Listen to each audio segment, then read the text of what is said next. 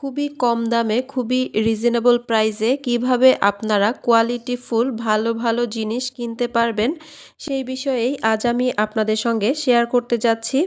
অবশ্যই ফুল ভিডিওটি না টেনে দেখবেন, কারণ আমরা যারা নিম্ন আয়ের বা মধ্যবিত্ত পরিবারের মানুষজন আছি তারা কিন্তু খুবই টেনশনে থাকি আমাদের নিত্য প্রয়োজনীয় জিনিস অথবা জামা কাপড় এই টাইপের জিনিস কেনাকাটা নিয়ে।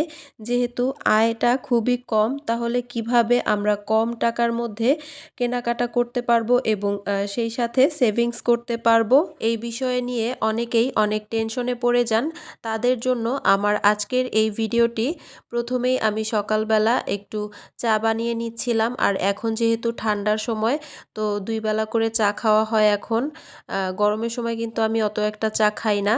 তো এখন আমি একটু মশলা দিয়ে খুব সুন্দর করে চাটা বানাচ্ছিলাম, যাতে এই ঠান্ডার সময় ঠান্ডা, কাশি, জ্বর, এই টাইপের সর্দি লাগা এগুলো একটু কম হয় এই ধরনের চা খেলে। আমি খুবই সামান্য কিছু শপিং করেছি। কিভাবে এবং কোথা থেকে কত টাকা দিয়ে কোন জিনিসটা কিনলাম সেই বিষয়গুলো আপনাদের সঙ্গে শেয়ার করতে যাচ্ছি। এখানে আমি একটা ব্লাউজ নিয়ে নিয়েছি আর একটা পেটিকোট নিয়েছি। দুইটাই গোল্ডেন কালারের, কারণ আমার গোল্ডেন কালারটাই দরকার ছিল। আর গোল্ডেন কালার নিলে কিন্তু একটা ব্লাউজ পেটিকোট দিয়ে অনেকগুলো শাড়ি পরা যায়। কারণ গোল্ডেন কালারটা এমন একটি কালার, সব কিছুর সঙ্গেই কিন্তু মানিয়ে যায় খুব ভালোভাবে। আপনারাও কিন্তু এই টিপসটা ফলো করতে পারেন, তাহলে কিন্তু আমাদের অনেকগুলো ব্লাউজ পেটিকোট কিনে টাকা অপচয় করার প্রয়োজন পড়ে না। আর এই ব্লাউজ আর পেটিকোটটা আমি কিনেছি মাত্র 450 টাকা দিয়ে, মানে দুইটা মিলিয়ে 450 টাকা দাম এসেছিল। এরপর আমি দেখাচ্ছি একটা বোরখা, আর এই বোরখাটা কিন্তু হেজাব সহ। কালারটা কিন্তু অনেক বেশি সুন্দর, দেখতেই পাচ্ছেন। আর এটা একটু সিম্পলের মধ্যে বোরকাটা, কিন্তু এর যে ফেব্রিক মানে কাপড়ের কোয়ালিটি অনেক বেশি ভালো। আপনাদের আমি একটু খুলে দেখানোর চেষ্টা করছি। সব শপিং দেখানোর পর কিন্তু আমি আপনাদের সঙ্গে শেয়ার করব যে এগুলো আমি কোন জায়গা থেকে কিনেছি। জানতে হলে অবশ্যই ভিডিওটি শেষ পর্যন্ত দেখতে হবে।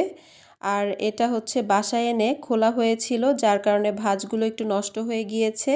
খুলে একটু পরে দেখেছিলাম যে ঠিকঠাক আছে কি না। আর যে বোরকাটা আমি মাত্র দেখিয়েছি ওইটা আমি কিনেছি 1100 টাকা দিয়ে।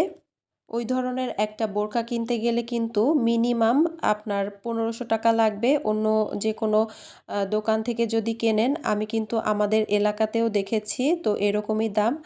আর এরপর আমি আরও একটি বোরখা দেখাচ্ছি। এই বোরখাটা অনেক গর্জিয়াস, দেখতেই পাচ্ছেন। সম্পূর্ণ বডিতে এমব্রয়ডারি করা আছে আর লেস লাগানো আছে, আর খুবই সুন্দর। আর এইটার কালারটা এত বেশি সুন্দর, কিন্তু কেন জানি ক্যামেরাতে এর কালারটা একদমই ভালো লাগছে না। আর সামনাসামনি এই বোরখার কালারটা অনেক বেশি সুন্দর। এই বোরখাটা আমি নিয়েছি 1500 টাকা দিয়ে। এটার সঙ্গেও কিন্তু একটা হিজাব আছে। এই রকম পার্টি বোরখা আপনারা যদি কিনতে চান তাহলে অবশ্যই চেষ্টা করবেন এই টাইপের যেগুলো এমব্রয়ডারি করা মানে সুতার কাজ সেগুলো কিনতে, তাহলে কিন্তু অনেক দিন ব্যবহার করতে পারবেন। আর এটার কাপড় কোয়ালিটিও কিন্তু অনেক বেশি ভালো। অনেক পার্টি বোরখা থাকে যেগুলো পুঁতি বা পাথরের কাজ করা, তো পাথরের কাজ করাগুলো কিনলে কিন্তু খুব বেশি দিন ব্যবহার করা যায় না, পাথরগুলো উঠে যায়। আর পাথর উঠে গেলে কিন্তু এর সৌন্দর্যটা নষ্ট হয়ে যায়, তখন আর সেই বোরকাটা পরা যায় না, ফেলে দিতে হয়। যার কারণে আমি এরকম কিনেছি। এরপর এখানে একটা জুতা নিয়েছি বোরকার সাথে পরার জন্য, কালার দেখতেই পাচ্ছেন। আর এই জুতাটার দাম নিয়েছিল 800 টাকা। খুবই ভালো জুতাটা। এরপর আমার মেয়ের জন্য একটা সাবান নিয়ে নিয়েছি, আর এটা এলাকা থেকেই নিয়েছি। সাবানটা কোডোমো ব্র্যান্ডের, বাচ্চাদের যে বেবি সাবান থাকে সেগুলো। এরপর আমি এখানে একটা টোট ব্যাগ নিয়েছি, আর এই ব্যাগটা দেখতেই পাচ্ছেন কত বেশি সুন্দর। আর আমি খুলে খুলে দেখিয়ে দিচ্ছিলাম। এখানে টোট ব্যাগে তো একটাই চেন থাকে, তো সেই রকমই ভিতরে অনেক জায়গা আছে। আর সামনে যেই চেনটা সেটা কিন্তু ব্যবহার করা যাবে না, এটা এমনিতেই দেওয়া, মানে একটা সৌন্দর্যের জন্য। আর এটা হচ্ছে জিন্সের কাপড়ের, অনেক বেশি কোয়ালিটিফুল এবং অনেক বেশি টেকসই হবে। যার কারণে এই কাপড়টা কিন্তু ধোয়াও যাবে, এর কারণে আমি এরকম একটা নিয়েছি। এরপর আমি যে জিনিসগুলো দেখাচ্ছি এগুলো সব খাবারের আইটেম, আর এগুলো আমি আমার বোনকে দেওয়ার জন্য বানিয়েছিলাম। প্রথমেই ছিল চাল ভেজে ছাতু বানিয়েছি, সেই ছাতুটা। এরপর ছিল নিমকি, বাসায় নিমকি বানিয়েছিলাম, সেই নিমকি। এরপর ছিল সরিষার তেল। এরপর ছিল ডাল ভাজা, তারপর ছিল ঝিনুক পিঠা বা চিরুনি পিঠা, অনেকে অনেক নামে এই পিঠাকে চিনে থাকে। এরপর ছিল ঝালমুড়ি মশলা, তারপরে ওইটা ছিল ভর্তা। এরপরে কিছুটা মুড়ি দিয়ে দিয়েছিলাম বাসা থেকে। এরপর এটাতে চিলি ফ্লেক্স বাসায় বানিয়ে সেটা দিয়ে দিয়েছি, অনেক সময় অনেক কিছু খাওয়ার জন্য লাগে। এরপর দিয়েছি বাদাম, বাদামগুলো ভেজে তারপরে খোসা ছাড়িয়ে দিয়েছি। এরপর দিয়েছি শুকনা মরিচ ভাজা। এরপরে দিয়েছি কিছুটা বেসন, অনেক সময় অনেক কাজে লাগে। এরপর দিয়েছি গুঁড়া দুধ। এরপর দিয়েছি কিছু গাজর, যাতে ২-১ দিনে খেয়ে শেষ করতে পারে। এরপর দিয়েছি এখানে সাবান, ভিমবার, হুইল পাউডার, তারপরে গা মাজনি দিয়ে দিয়েছি। এরপর এখানে কিছু শুকনা খাবার ছিল, এগুলো আসলে আমার মেয়ের জন্য আনা হয়েছিল, সেখান থেকে কিছু কিছু আমি ওর জন্য রেখে দিয়েছিলাম।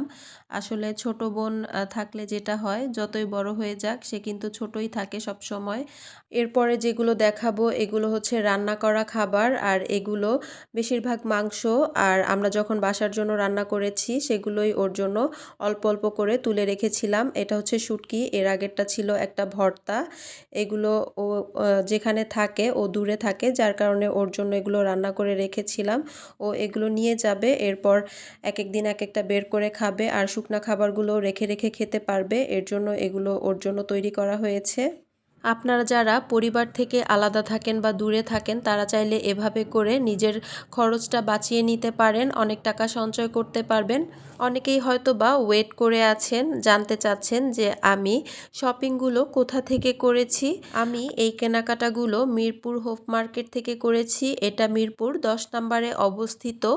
অনেকেই হয়তো বা জানেন বা চেনেন, অনেকেই হয়তো বা এর আগেও সেখান থেকে কেনাকাটা করেছেন বা অন্যান্য ভিডিওতে দেখেছেন। আমরা যেহেতু নিম্নবিত্ত বা মধ্যবিত্ত মানুষেরা, অনেক কম টাকা ইনকাম, আমরা যেহেতু কম টাকার মধ্যেই সেভিংস করতে চাই, ফিউচারটাকে সুন্দর করতে চাই, যার কারণে আমাদের উচিত এই ধরনের জায়গা থেকে কেনাকাটা করা। এতে করে অনেক বেশি জিনিস কেনা যাবে অনেক কম টাকাতে। আমি কিন্তু সবসময় এই টাইপের জায়গা থেকেই কেনাকাটা করি, মিরপুর হোপ মার্কেট থেকে বেশি কেনাকাটা করা হয়। এছাড়াও আরও অনেকগুলো জায়গা আছে এই ধরনের, আপনাদের যাদের বাসার আশেপাশে যেই জায়গাটা, আপনারা সেই জায়গা থেকে কেনাকাটা করতে পারেন। আমি আরও কিছু লোকেশন আপনাদের বলে দিচ্ছি, যেখান থেকে আপনারা খুবই কম দামে খুবই সুন্দর সুন্দর কোয়ালিটিফুল জিনিস কিনতে পারবেন।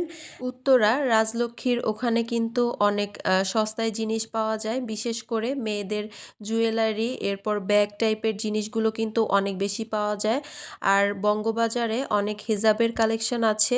এছাড়াও বাংলাদেশ মেডিকেল মানে উত্তরা আধুনিক মেডিকেলের অপোজিটেও কিন্তু অনেকগুলো দোকান থাকে, এরকম মার্কেটের মতো একটা আছে ছোটোখাটো, সেখানেও কিন্তু অনেক সস্তায় অনেক কম দামে এইসব জিনিসপত্র পাওয়া যায়। এছাড়াও মতিঝিল হলিডে মার্কেট থেকে আপনারা কেনাকাটা করতে পারেন, আর তাছাড়া নিউ মার্কেট থেকে কেনাকাটা করতে পারেন। মানে এই টাইপের জায়গাগুলো থেকে কেনাকাটা করলে অনেক সাশ্রয় করা যায়, অনেক কম দামে জিনিসগুলো কেনা যায়, অনেক টাকা বেঁচে যায়, সেই সঙ্গে কেনাকাটাও হয়ে যায়, প্রয়োজনটাও মেটানো যায়। আমি এই জায়গাগুলো থেকে কেনাকাটা করেছি বা এই জায়গাগুলো সম্পর্কে আমি জানি। এছাড়াও আরও অনেক জায়গা থাকতে পারে যেখানে সস্তায় খুব ভালো ভালো জিনিস পাওয়া যায়। আমি যেগুলো জানি বা যেখান থেকে কেনাকাটা করেছি সেগুলোই আপনাদের সঙ্গে শেয়ার করলাম। এর বাহিরে যে জায়গাগুলো আছে বা আপনারা এই টাইপের জায়গা থেকে কেনাকাটা করে থাকলে আর ঠিকানা জেনে থাকলে অবশ্যই আমাকে কমেন্ট করে জানাতে পারেন। আর এই জায়গাগুলোর মধ্যে আমাদের সবচেয়ে বেশি কেনাকাটা করা হয় মিরপুর হোপ মার্কেট থেকে। কেনাকাটার জন্য এই জায়গাটা আমার অনেক বেশি পছন্দের। আপনারা কারা কারা হোপ মার্কেট থেকে কেনাকাটা করেছেন আমাকে কমেন্ট করে জানাতে পারেন। ভিডিওটি যদি আপনাদের একটুও ভালো লেগে থাকে তাহলে আমার ভিডিওটি আপনাদের ফ্রেন্ডস অ্যান্ড ফ্যামিলির সঙ্গে শেয়ার করতে পারেন এবং আমার চ্যানেলটি সাবস্ক্রাইব করতে পারেন।